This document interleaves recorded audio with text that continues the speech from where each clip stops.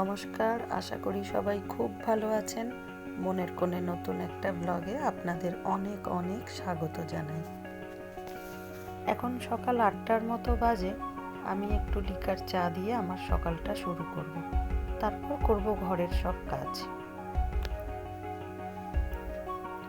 সকালের জলখাবারে একটু চাউ বানাবো, তারই সব জোগাড়জাতি করে নিয়েছি। আজকে তাড়াতাড়ি সব কাজ সারতে হবে।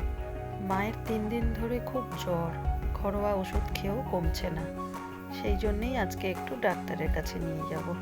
দুপুর 12টায় টাইম দিয়েছে ডাক্তার। ছেলেটারও শরীরটা ভালো নেই, ওরও ঠান্ডা লেগে গেছে। দুপুরে বানাবো আজকে একটু আলু বেগুন দিয়ে ইলিশ মাছের ঝোল আর উচ্ছে আলু ভাজা।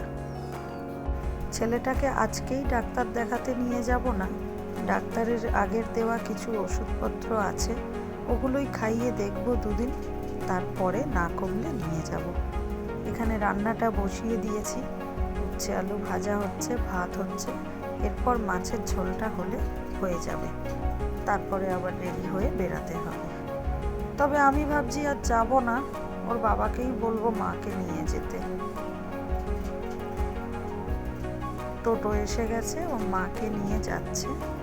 ডাক্তারটা দেখিয়ে আসুক, তারপর দেখা যাক কি বলে।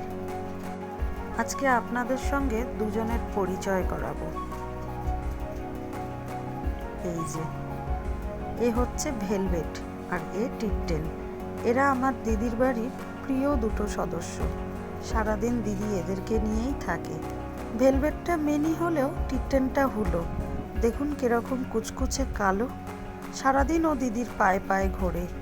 দিদির সারাদিনের সঙ্গী ও। খুব ভালোবাসে ওদেরকে দিদি।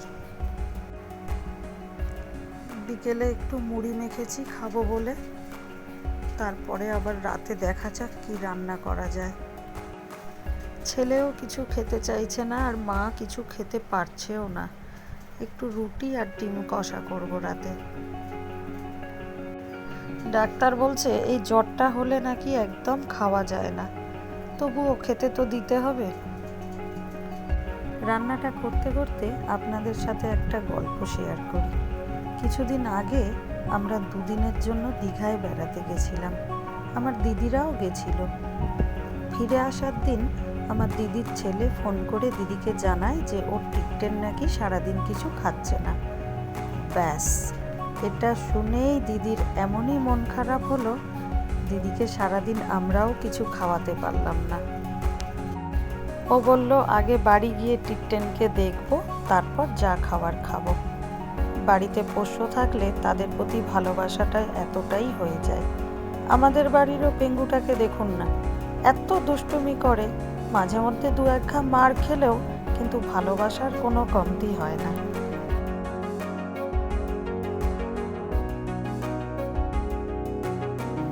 রুটিগুলো করে নিয়েছি, তরকারিটা হলেই হয়ে যাবে।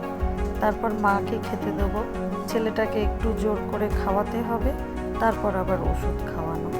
ওষুধ খাওয়াতে গেলেই আমার গায়ে জ্বর আসে। ছোটোর থেকেই ও ওষুধ একদম খেতে চায় না।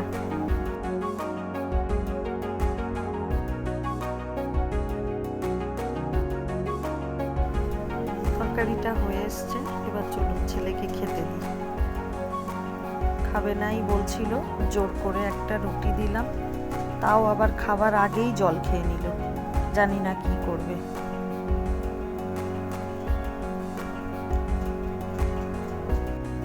তবে বেশি জোর করব না, শরীরটাও তো ভালো নেই, একদমই ওকে জোর করব না।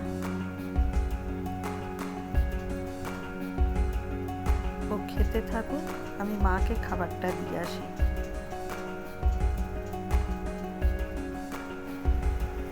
আজ তাহলে এখানেই শেষ করি।